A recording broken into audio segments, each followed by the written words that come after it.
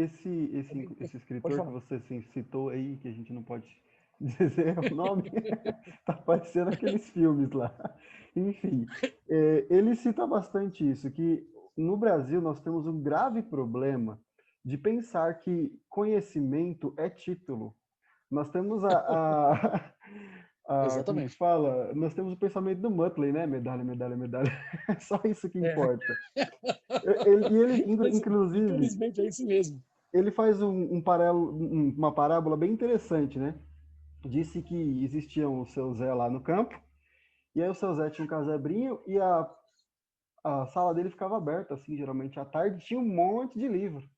E aí passavam os rapazes lá mais jovens, mas seu Zé, para que tanto livro? Você não tem nem bacharel.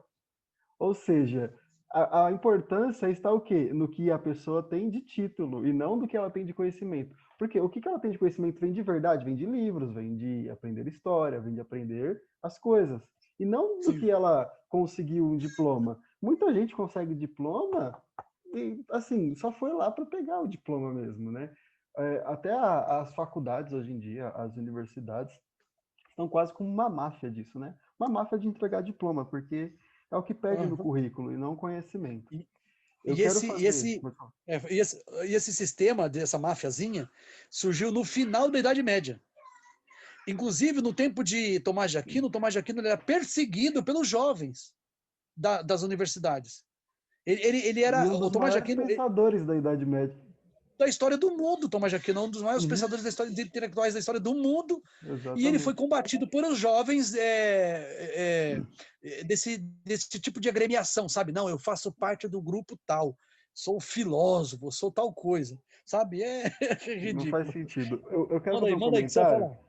Você Sim, falou lá que a gente estava comentando, né? Da onde até que a Sueli comentou também, o idealismo alemão. suplantando, né? Sobrepondo o realismo.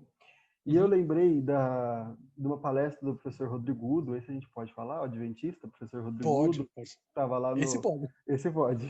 Adventista, Rodrigo Udo, ele fez até algum vídeo no canal do Michelson Borges, fez uma palestra em outro canal, não lembro agora, e ele citou aquele quadro, né, francês que é Ceci n'est pas une pipe, que é Isso não é um charuto. Ou seja, o cara desenhou exatamente um charuto e lá no quadro ele escreveu, mas isso não é um charuto. Ou seja, eu tô vendo um charuto, é claríssimo que é um charuto, mas o autor do quadro fala, não, isso não é um charuto. E aí a gente percebe como que isso vai mudando. Isso vem bem na era do surrealismo, né? Lá na década de 1928, 1929.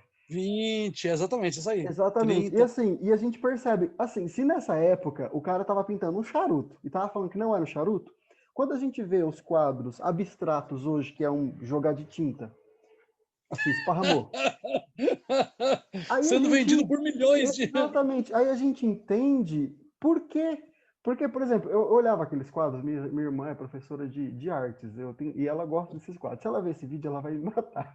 Mas, enfim, ela gosta desse tipo de quadro, e eu nunca É gostei. Eu falei, ridículo. não é possível, isso assim, Não eu sou vale muito nada. burro. Eu Eu sou faço muito burro. melhor. Exatamente, sou muito burro para chamar isso de arte, eu não consigo. E aí eu entendo, falo assim, não, eu realmente não sou eu que sou burro, o mundo que está transviado, né, digamos assim, tá mudado, né, tentou mudar.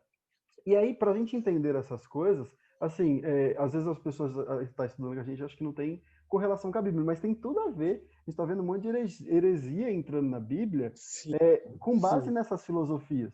E aí a gente precisa começar a Sabe? fazer o quê? A pesquisar lá de trás, da onde começou, né?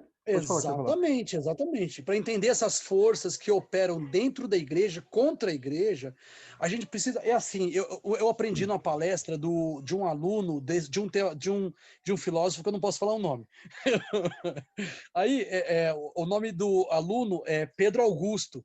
Ele faz parte do Instituto Borborema, lá no Piauí. E o que acontece? Tem até um sotaque nordestino e tal. Ele fala assim: o homem de estudos, ele não fica na espuma dos eventos. Ele tem que descer as correntezas mais profundas, ou seja, ele tem que rastrear as ideias. Ele tem que buscar a origem das ideias. Ele não pode ficar na espuma dos eventos, como se fosse vamos lá, imagina o oceano, né? tem as ondas e a espuma das águas oceânicas quando elas arrebentam na praia, né? As ondas arrebentam. Aquelas espumas, elas são a camada mais superficial do oceano. Mas abaixo no oceano, se você fosse aprofundando no oceano, ele tem correntezas marítimas, camadas de correntes marítimas, muito abaixo. E é disso que, é esse tipo de busca que o intelectual deve fazer. Buscar a origem dessas ideias, né? Como tem um teórico que fala sobre a arqueologia das ideias, né? Procurar rastrear essas ideias que hoje oferecem um risco à identidade e missão da Igreja Adventista, que oferecem risco às famílias da Igreja Adventista. Então, essas questões teóricas, que não são uma coisa assim superficial, elas têm a sua origem longínqua. E a gente tem que buscar essas origens longínquas e revelar a natureza deletéria, a natureza corrosiva, corruptível dessas origens de ideias. Para a gente chegar hoje e não ficar defendendo tolice e pensando que está legal. Vou dar um exemplo disso aí, falando das artes que você mencionou. No curso de História, a Suelen vai se lembrar, no curso de História que nós fizemos aqui na Unicastelo, teve, a certa altura, quando a gente estudava ali a década de 20, 30, que a gente estudou sobre a Semana da Arte Moderna e tudo mais. Depois disso, teve amostras culturais na Europa em que um artista, olha que conversa, que artista nada, se eu for um idiota, pretenso artista, ele enlatou as fezes dele. Sabe aquelas latinhas de atum? Ele enlatou as fezes dele e ele colocou mictório, fezes enlatada e outras coisas numa exposição artística. E aquilo gerava, e as pessoas pagavam para ver aquela porcaria. Depois, quando você pega um livro chamado Beleza, do Roger Scruton, filósofo, aí você fica chocado, porque ele começa, e tem um documentário do Roger Scruton de 50 e poucos minutos que tem no YouTube. Eu recomendo, tem até legendado, eu recomendo a todos, assistam o documentário Beleza, do Roger Scruton. É extraordinário. E ele, enquanto um intelectual de primeira grandeza e conservador, ele começa a contrastar as músicas, o rock, com as músicas clássicas. Ele mesmo tocava piano, Roger Scruton. E ele admirava a arte, ele era um homem envolvido com a arte, e ele era um filósofo, professor de filosofia da arte. E aí ele confrontava as pessoas com nas entrevistas, em palestras aos alunos, né? Contrastava essa ideia de beleza. A ideia de beleza se perdeu. Se perdeu a ideia de beleza. E quem é responsável por isso? O romantismo, depois do romantismo, esse ideal aí, essas ideias loucas, revolucionárias. Infelizmente, nós somos vítimas disso tudo. Isso aí, Suelen?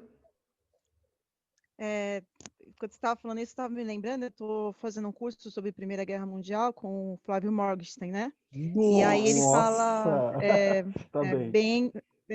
É muito bom, né? Enfim, eu fico com medo de abrir a boca para dar aula, né? Depois que eu escuto aquele homem falando.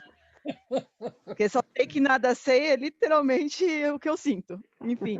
Mas ele, nesse curso sobre Primeira Guerra Mundial, ele fala muito sobre isso, né? O que era o mundo antes da Primeira Guerra Mundial, inclusive na questão da cultura e da arte, e o que passa a ser o mundo depois da Primeira Guerra Mundial, né? Então ele fala, olha, a Europa ela entra na guerra ouvindo música clássica e ela termina a guerra ouvindo jazz, né? Então realmente é uma ruptura gigantesca o que acontece no mundo após a Primeira Guerra Mundial. Mas eu queria fazer alguns comentários que eu anotei aqui.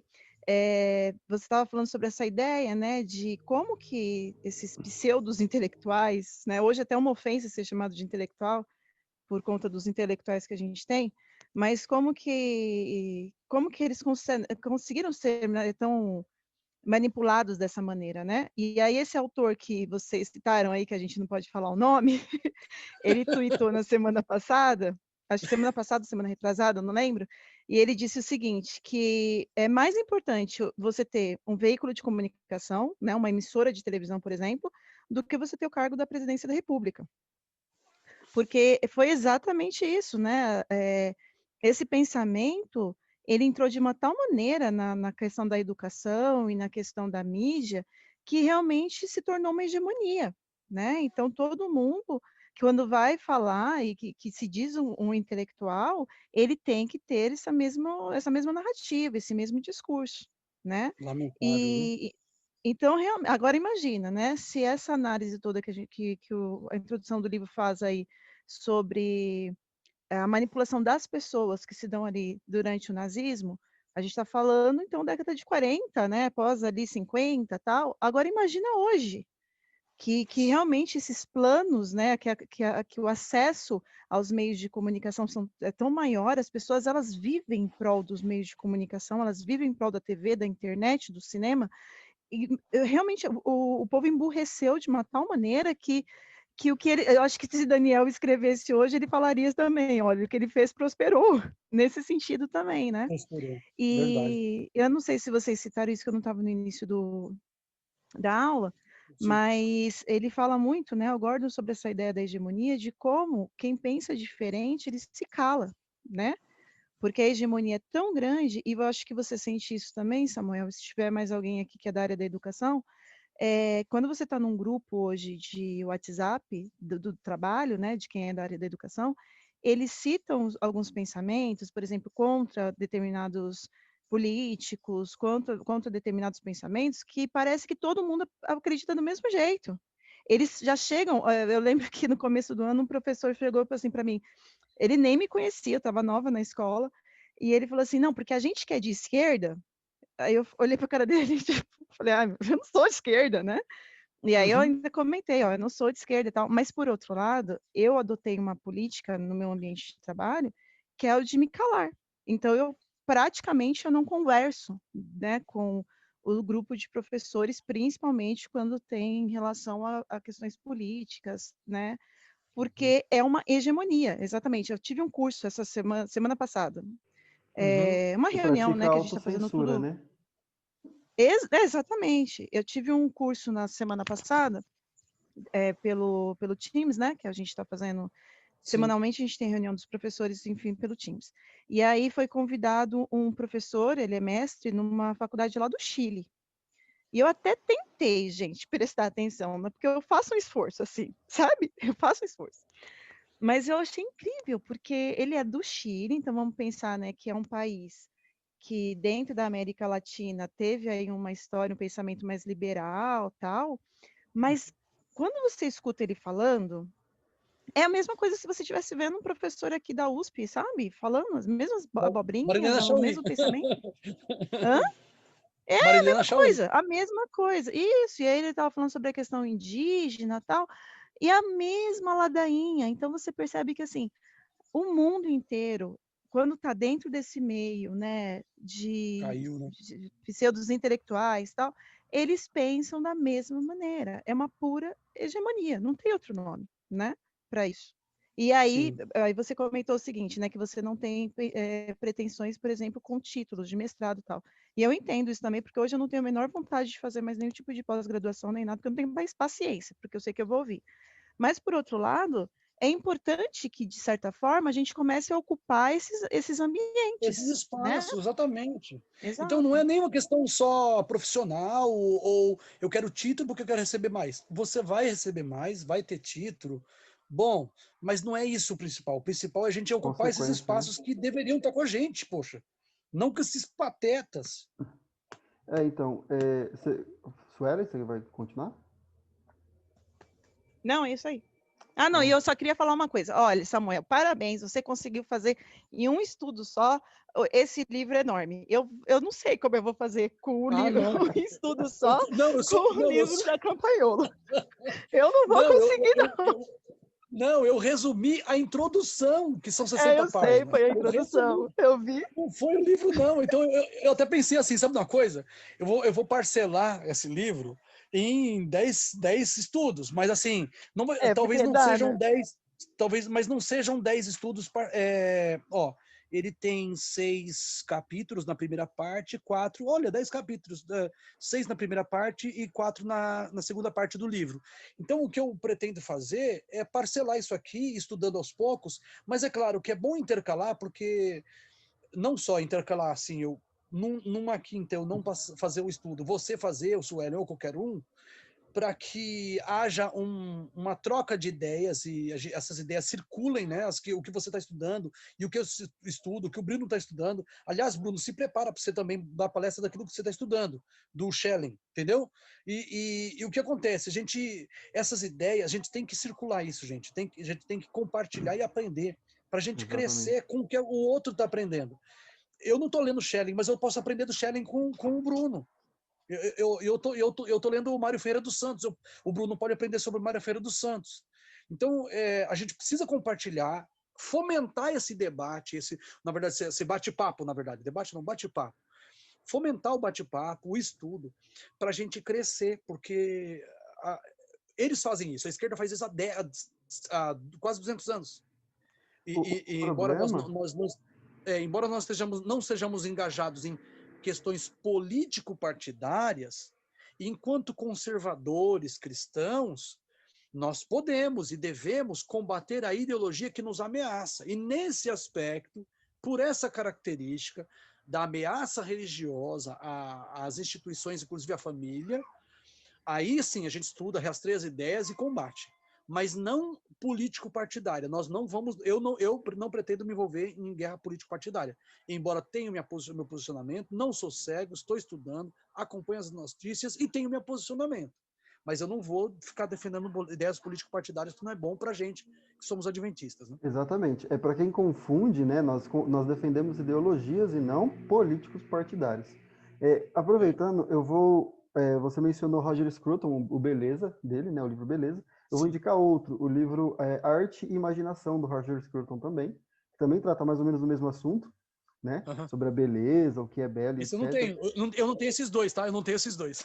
Isso aqui é tudo do Tiago Feitosa, ele que tem todos. E a Suelen Ele tem todos. mencionou, a Suelen mencionou o Instituto Borborema. Antes da gente fazer esse estudo, eu falei, eu vou pesquisar algo na internet sobre esse assunto para eu, né, ter um pouquinho de ideias. E aí eu caí no Instituto Borborema, né, de um vídeo de um Fantástico. doutor em... ele é Fantástico. advogado, enfim, mas ele é doutor. E aí ele estava mencionando, o título é exatamente esse, Corrupção da Inteligência também.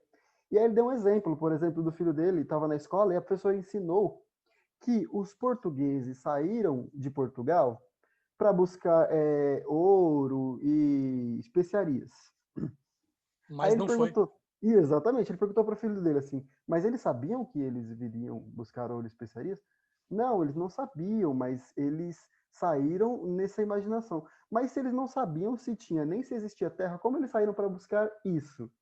Você entende como que é a manipulação? É bem assim, assim, num pontinho que você não percebe que é manipulado. Eles não foram Mas é buscar uma ouro e especiaria, manipulação. mas é uma manipulação. E aí fala assim, não, aí eles vieram e roubaram todo o nosso ouro, que não sei o quê. Quais foram os primeiros colonos do Brasil? Foram os padres. E aí Foram você percebe, cristãos. exatamente, e os próprios navios deles eram aqueles navios da Cruz de Malta, né, que eram para isso, que eram para evangelizar, né, nos dogmas católicos, né, não cristãos, mas enfim, nos dogmas católicos. Então eles saíram para evangelizar outros lugares onde não tinha. Essa é a verdade. Essa é a verdade. Exatamente. Exatamente. O encontrar ouro ou prata ou É consequência pedras igual, preciosas, igual do doutorado. isso é segundo plano, mas o primeiro plano era evangelizar. Então a gente aprende errado na escola E e depois a gente repassa, repete aquele negócio. repassa. É igual o Sabe de quem você darwinismo. está falando? Você está falando do Evandro Pontes. Eu acho que é ele, eu acho que é ele. Evandro Eu, Pontes, acho que é isso. é igual o darwinismo. E para quem quer entender assim, como que as narrativas nas televisões nos levam a tomar concepções erradas, pré-julgamentos e decisões, eu caí numa dessa, no último caso aí, que o André até me mandou lá umas no grupo. Eu caí numa dessa nesse último caso midiático aí, lá da Mariana Ferrer, né, com o filhinho do globalista, do Global lá. Uhum. E depois que eu vi o panorama mais amplo, eu falei, nossa, olha, eu fui, né, junto com a maré, infelizmente. E assim, tá todo mundo fadado a cair, não é assim, eu tenho pouca inteligência. Não é, tá? Todo mundo pode cair nesse mesmo erro. Então, como a gente estava falando, é importantíssimo estudar, e Samuel estava mencionando Schilling, que é esse livro aqui, Friedrich von Schilling, né? E eu estou estudando ele como meu primeiro livro de filosofia. Eu acho que eu não fiz uma boa escolha porque é difícil. É bem difícil. O título dele já. Deixa eu te dar uma ideia, ó. Pega um livro, você vai se maravilhar. O nome do livro é O que é Filosofia? Eu tenho. E é de um autor chamado, o autor dele é o José Ortega y Gasset. Eu tenho, esse daí vai ser o É próximo. fantástico, É um delírio. O Ortega y Gasset é um delírio. Assim, você passa a leitura Eu discordo. Meu, é fantástico. Eu discordo. Eu acho que você tem que começar. Acho que você tem que começar com Cortella, entendeu? Com Pondé. Aí não dá, Leandro Carnal, né? Aí daqui a pouco eu tô aqui Carnal. Daqui a pouco eu tô pregando o evoteísmo aqui. A veia humorística da Suelen tá muito boa hoje. Tá boa. Ó, eu vou só citar uma partinha pequena do trecho do Schilling aqui, para quem achar difícil, que estiver assistindo o vídeo no YouTube, eu vou explicar depois no final, mas é assim. Ele está falando sobre o espinosismo, né? Um outro filósofo da época dele. Esse livro é de 1797. Então ele exatamente ali, ó, na Revolução Francesa. Acabou a Igreja Católica, começou a Revolução Francesa e começou todos esses pensamentos idealistas. Então, tipo, eu acho que é um bom partido, assim, para você entender de onde está vindo todos esses ideais. Então, ele menciona no espinosismo, ele diz assim: o espinosismo vive e move-se inteiramente no infinito, no universo absoluto. Ele se elevaria acima de toda relação com a experiência. Aparece-lhe o ideal em sua completa prioridade sobre o real. Apenas o idealismo acabado logra isso, visto que possui, com o espinosismo, a intuição do infinito, do absolutamente universal, mas, elevando-se acima de todo o real, enquanto infinito, põe a indiferença absoluta de todo o subjetivo e objetivo em algo puramente ideal. Ou seja, basicamente ele disse o quê?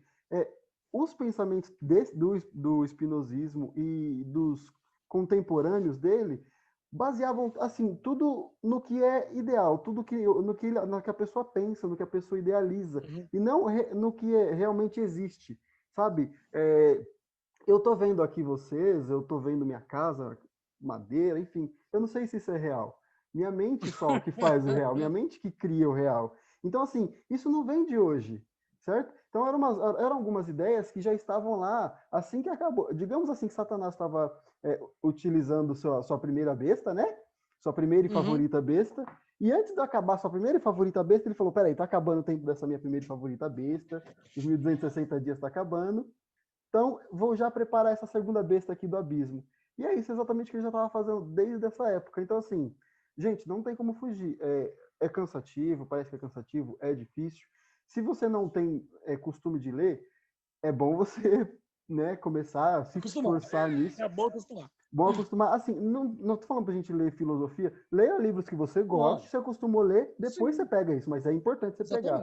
Exatamente. E se você não tem o costume agora e quer saber, veja o Instituto Borborema, veja o Brasil Paralelo. É ótimo. Ótimo. Tem ótimos documentários. Brasil Paralelo, principalmente sobre o Marcos Boeira, o professor Marcos Boeira. Nossa, é extraordinário o Marcos Boeira. Tem debates deles lá, incrível. Tem um debate deles que eu estava assistindo, acho que ontem, sobre o que é inteligência. Gente, a gente fica assim, nossa, que eu não fazia ideia. É muita coisa. É muita coisa. De verdade, é importante. E assim, como cristãos, como pessoas, como cidadãos, é importante a gente saber isso.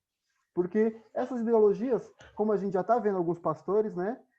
Alguns pastores com falas bem ambíguas, bem vagas, assim. Ele fala, você entende, só que você não pode culpar ele. Porque ele está sendo tão vago, mas tão vago no que ele fala, porque quando você for lá no júri, o juiz vai falar assim, mas espera aí, ele está falando que não é isso, e não dá para provar. Entendeu? Então, assim, nós precisamos, realmente, esse assunto é importante para um cristão, principalmente. Porque tudo que essas ideologias fazem é solapar a família, os ideais cristãos e a nossa fé. Certo? Gente, o horário está bem avançado, acho que é 9h55 aqui no meu celular. 9h55. bem tarde. Alguém gostaria de comentar mais alguma coisa, fazer alguma pergunta, ou mesmo participar, fazer enfim, uma contribuição à vontade, gente. Senão a gente fecha. Se alguém tiver alguma dúvida, é o momento, Samuel Bem está aí. tarde, Ô, nem Samuel, tanto. Fala. eu só queria dar uma dica também sobre essa questão Sim. de cursos e tal. Tem um instituto chamado Instituto Burke. Depois eu passo Muito lá bom também, no verdade. Muito no bom. grupo. Os cursos que eles têm é R$60. Você paga R$60 por mês. E aí você pode fazer mensal, semestral, alguma coisa assim. E você tem uma vasta quantidade de cursos bastante interessantes. E eu gosto do Burke porque tem muita questão judaico-cristã, né? Então Olha tem só. umas análises É. bastante interessantes e é bem barato. Então a gente que entendeu que não dá para a gente depender, né, da instituição mesmo Das acadêmica que a gente tem universidades. hoje. Exatamente. Então é bacana a gente procurar esses cursos, né?